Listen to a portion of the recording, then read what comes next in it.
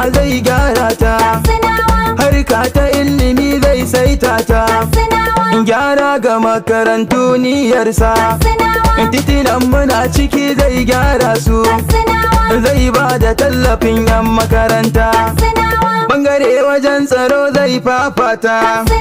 noma a Katsina zai dawowa, fitilu a lunguna zai sanya su,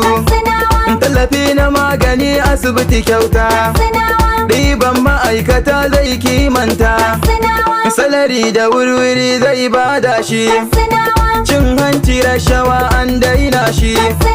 ƙudirinsa gaske ne ba zance ba,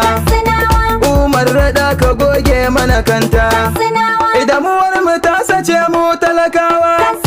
a Katsinawa kar mu dauko mara gurbi, mu yi kokari mu dauko an kaka, idan wannan nasa ne bai warewa, Umar na dabba gwamnan Katsinawa, kafi su zuciyar gina alkairi. Na gode. Ƙarshen 'yan zamba